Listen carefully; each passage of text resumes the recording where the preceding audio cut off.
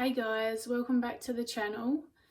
Today I'm doing a belated but October catch up, reflection, favourites, all of that jazz.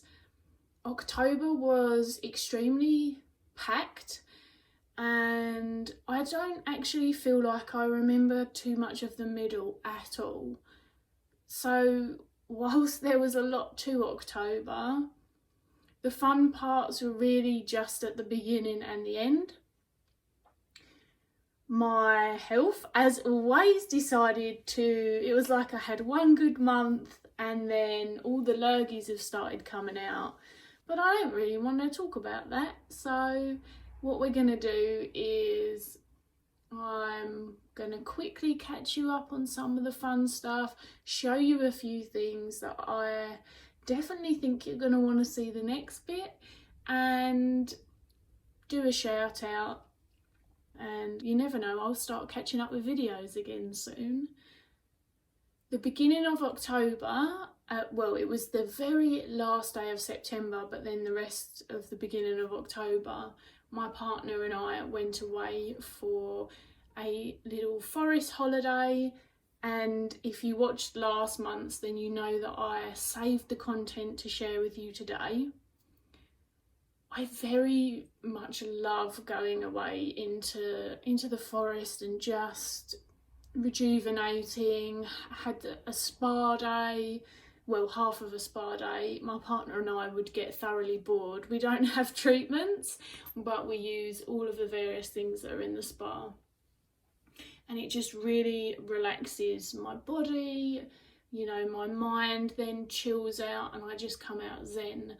But also seeing these animals, it was just surreal. Every time I get to go into nature and have these one-to-one interactions with wild animals, I'm just in awe and I always feel so blessed. People know that animal medicine is a big part of my practice, but animals first, animal medicine second, if that makes sense. I have always loved interacting with them, and I like to think that I always come from a place of respect. So I managed to grab a couple of just really short videos. It's not a lot to share with you at all, but I know that many of you will enjoy and appreciate it. And it was just so awesome. So here it is.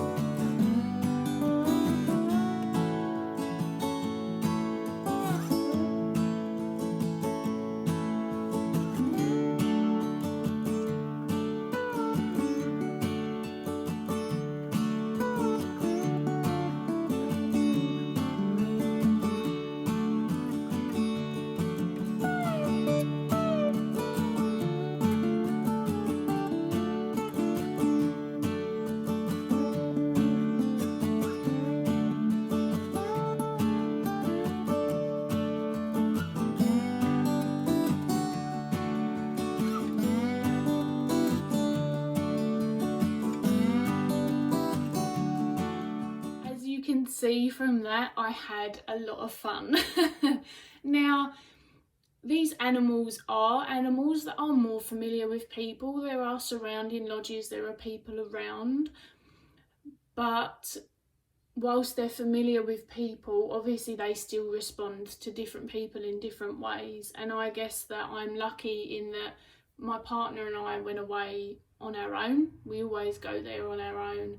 And so we're very quiet and peaceful in comparison to various other lodges and people in the surrounding woodlands. Firstly, let's talk the squirrels. The squirrels, I had them chilling out in the lodge with me in the living room. A squirrel climbed me, which was very interesting because I was feeding one of the deer and they were bored of waiting for the nuts, so that was hilarious. They could come and go as they pleased. There was no force. No animal was made to do anything, and we always go with the right food for, you know, the particular wildlife that's surrounding us as well. It really bothers me that people still feed bread and stuff to animals. It was absolutely amazing. The squirrels are hilarious. It was very, very funny. They were a lot of fun. I haven't shared all of the footage because unfortunately I'm in some of it and I don't show myself on YouTube still at the moment. But it was awesome, and the animals spent so much time with us and around us that I was able to get this content, because when I have those interactions, believe it or not, even though I love photography, my camera isn't at the forefront of my mind. I always want to enjoy and be present in the experience, but because they just kept coming and hanging out, I was able to get some. So hopefully you enjoyed that. And if you're wondering, the breed of deer, they're muntjac deer. So they're actually really tiny. I don't know if that comes through on the videos or not, but very, very petite still, tiny little feet, very, very timid. And yet we had a few of them visit us on different days, but the days that you've seen in those videos, there was a family of them. So a mother, a father, and a daughter, and they all came and hang out with us one by one, which was really interesting. So two would kind of loiter and one had come over, and it was amazing. The videos aren't zoomed in. They genuinely were having a sniff of my camera, my phone, seeing if I had anything to eat in my hands. It was without a doubt the best part of October, one of the best parts of my year. I would just live in the forest very happily. Even as a gamer, I would give up technology for the forest, honestly. So that was really rejuvenating, really powerful. I've been working with deer medicine in the background. If you ever keep an eye on my community tab, then you'll see that. And it was, I don't have words. So that was really the most fun thing that I did. We'll quickly move on to decks. I'll show you a few, and then I have a shout out, and that's, as I say, that's really it from me this month. To be honest, where I hadn't been that well and just a lot had happened, it kind of becomes a bit of a haze. And then I'd been preparing for the Dream series. So if you don't know what that is, check out a video or so back of mine, and I actually discuss a therapeutic dream model which is taken from a therapy called Gestalt, and it's a very practical model, and I'd say easy enough to learn. The challenge is to follow through with staying with the emotions, but it's easy enough to learn. So I break down and discuss that. But there's also loads of other dream videos coming out for that series. And a big shout out to Maha of Maha's Treasure Box, because she was the one that created the series, and it's been really, really fascinating already just starting watching some of the videos. So that really took up the latter part of my month. Getting into decks, there's not too many that I'm going to show you, but mostly for my personal work throughout the month, despite all of the decks that I used for client readings, I used this, which is it's the mass market Antique Anatomy Tarot, the Ephemera edition. The artwork, oh my gosh. I absolutely love the artwork in this deck.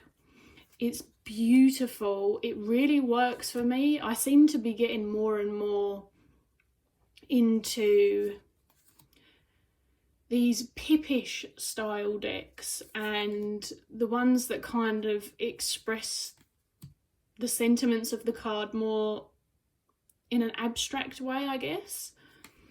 Now, there's been a lot of discussion about this deck. It's very affordable. The creator has clearly put a lot of love into it. It was originally an indie deck. It's now mass market, but there's been discussion about the cardstock. And I'm not going to lie to you, the cardstock, in my opinion, is shocking. I'll explain why quickly, and this is in my favourites, so it's not anything to do with the artist. The artwork, I freaking love it. If I could have afforded to get her indie copy, which is still on sale, I believe, then I would have got an indie copy and just given up on this, because this is my 3rd edition of this. The cards were already arriving damaged in the box. The cardstock feels nice as well. That's the ironic thing, but it is not durable in my very humble opinion, and I am very, very gentle. And one card slipped out, and all it did was it slightly landed on another card and it peeled, like the front just peeled open. So I don't really understand the cardstock because I've not had anything like it, and as I say, it feels amazing, but it's not durable. So I'm just going to use it until one of the cards gets too damaged to use, and then I don't know, maybe I'll put it in a journal or something, which is a shame for the creator. I genuinely feel for her because they put so much effort into the book and the box, and her artwork deserves so much more. It's really, really thoughtful. I love that you can work with the colours. I really love the renames. I am a bit of a skull fanatic anyway, so that was kind of going to be a given that I love this. But I really couldn't explain to you why this works for me, other than it just does. It's a very natural, visceral kind of connects into my intuition. Of course, I'm using my knowledge that I know of the cards, but it is in a different capacity. So it's not that I'm looking at the 7 of Cups and then having to envision a different 7 of Cups at all. It's just I'm drawing from what I know of the 7 of Cups, but also the colours and just the space, I guess, to just do what I'm doing without visual noise is been really interesting this month. And my head has been very noisy thought-wise, so I guess that this has been quite a relief to use this deck.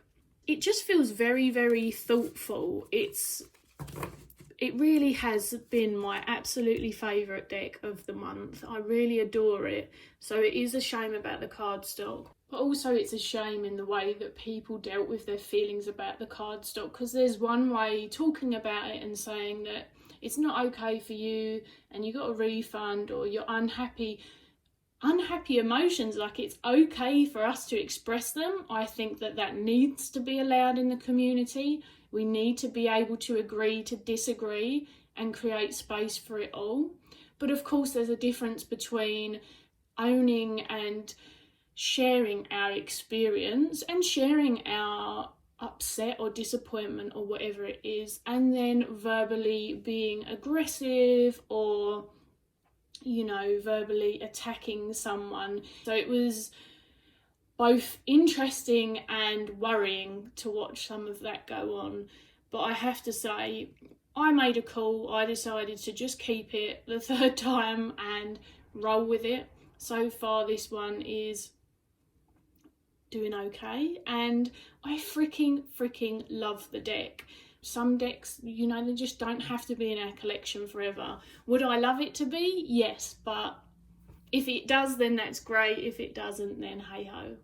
Quickly, I just wanted to show some appreciation for the Halloween tarot, which I was gifted a month or so ago, and this is my favourite. Of course, I used it a lot in the month of October. I am not really one for very close Rider-Waite clones nowadays, but I really love the whimsy of this. I love that the cat's in every card. This version of Halloween really pleases me, and it just worked so seamlessly in client readings that whilst it is very close to the Rider-Waite Smith, it's cheeky and funny and kitsch enough that it doesn't remind me of it in a negative capacity. I own the Centennial Rider-Waite Smith and I do not use it. I kept it for kind of study purposes, and I'm still toying with parting with it, especially now that I've got this, because it's so much fun. I definitely think that I will use it at other points in the year. I'm totally okay with using the theme deck, and to be honest, Halloween is a big deal in my family. We get right into Halloween. We had a really great time this year.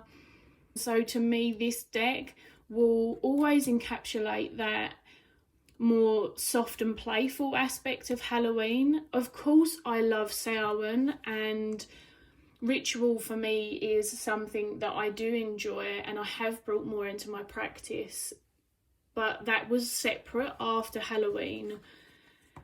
But Halloween will always be something that I think my family will just get really excited about, because I don't know, we're just one of those families. 2 oracle decks really quickly that I have been using in my Instagram stories for a pick a card. Out of 2 card options, you click A or B and then you get a mini message, and this is so much fun. This is the Arcane Bullshit. It is a freaking massive deck. I do have trouble shuffling it, but it's just completely obscure, completely ridiculous and hilarious. But the interesting thing is, I really felt when I first got this deck, and my dad backed it for me, he's also got a copy, for I think it was a birthday present or a Christmas present whenever it came out. So we backed the Kickstarter, and when I got it, because it's so hilarious and obscure, I really felt that I had to read it in that way, which is a message that I had given myself. No one else has told me that. It's how the creator reads it, but what I came to find is that sometimes I do come up with really funny, just cheeky, sassy, sweary meanings for these, but actually I love Big Sexy Satan. If you don't like random penises and boobs and just kind of immature funny humour, this deck's not going to be for you, sorry. It's so fucking obscure, but sometimes I sit with it and I just get these really necessary messages, and I think that I'd stifled myself a bit because I wanted to read it in the way that I felt was intended, and who fucking says? So I have lightened up. I have been practicing using it and just rolling with what comes, whether it's funny or necessary, shadow light, you name it, I've been rolling with it. So yeah, it was really fun and people really enjoyed it, so I want to carry on doing that in my Instagram stories.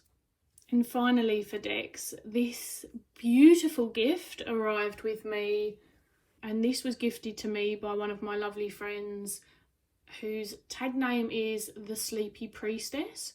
She is on YouTube and on Instagram. I'll link her below. I don't know that she shares her name. This is the Broadbent Sisters clearing cards. I believe that it's a Canadian indie deck, and I fell in love with it. You can see there's difference between the art because the 2 sisters created this together and they both participated in its creation. it's got some really obscure names sometimes that maybe to some people wouldn't necessarily bring forth a message, but between the name and the artwork, oh my gosh. She said, I really want to send you a gift. I think that you're going to love it. And oh yes, she was right. I am obsessed with this deck. I have used it in my Instagram stories for the same thing. There's just something so special about it, so me. It works so well. It does come with a little guidebook, and there are 3 or 4 sentences per message that will help people if they're feeling stuck. But to be honest, I haven't found that I've needed it too much. I have looked at it because it's interesting, but again, it's a very intuitive, very chatty and talkative deck that feels like it helps me tap into my craft as well. There's been something very elemental to a lot of the cards, and I really, really love it. It's an interesting one. I don't know if they produce the cards themselves. I hadn't heard anything about it until the Sleepy Priestess introduced me to it. But it's kind of, it feels like a homemade creation. I'll show you what I mean. So for people who don't like things like this, it's not for you, but actually I found it really sweet. All of the cards they're kind of different shapes, cut, they must be cut in chunks, or I don't really know how it works, but it gives it this really homemade feel. The cardstock actually feels amazing, and I'm sure if you didn't like the edges, then it would be very, very easy to edge this because it's dark, but there's something about the homemade feel that adds an energetic layer to it that is just something I can't explain, so I'm not going to try. But people will definitely be seeing more of this because it's shot right up there as one of my favourite oracle decks, so I'm really, really thankful. A few of the other things that I have been up to or that I have enjoyed that spring to mind really quickly are I bought Lindsay Mack's tarot for the Underworld? I think it's called. I bought that course and I have been going through that. I participated in the live breathwork, which was a very interesting experience and a very strange one at the same time. And now I am really submersing into Lindsay's exploration of the underworld, which is the second line of the major arcana. So that's been awesome, and I've been using the mass market antique anatomy tarot and sometimes my wild unknown to explore the cards as I'm going through, and maybe I'll share some of that once I've finished the course. Also, I've just been really, really loving one music artist in particular who I keep listening to on repeat. Her name is Mowgli. It's spelt Mogli, and I think that her album's called Wanderer. Oh, the songs. If you're on my Instagram stories and you're in a country that lets you listen to the music that I'm sharing on there, you'll have probably heard lots of it recently because it's just really bringing me a lot of joy. And actually I've been waiting to be alone in the house because my voice is not that good, and really singing as well, which is has always been a really good stress reliever for me and a releasing of pent up energy. So I thought I would add that in. And the final thing that I want to say before I let you all go and go about your day or evening or whatever it is that you're going to do is one of my lovely friends, Tamara, who is known as Nightshade Tarot on Instagram and YouTube, has just created her own witchy biz. Oh my gosh. I'm so excited. She hasn't got a website yet, but she is already creating stock for the website. and already posting it on her Instagram for those who are keen to grab something before the shop opens. The shop on Instagram is called Nightshade Cabinet, and as I say, I'll link both of those below. And what really excites me about Tara's products is the fact that one of my friends who I know, who is an amazing witch, who is really into her craft and exploring it, and just teaches me so many interesting things already. So watching her store grow and getting excited about what's going to be in there and supporting her in the new year is awesome. If that sounds like it's of any interest to you, check out the links below. You know, do your thing and make social media the nice place that we want it to be, and show some support if it resonates with you, of course. And other than that, I'm going to go and get about my day. So thank you for hanging out with me for a bit, and I'll catch you all again soon. That is what the inside of me looks like.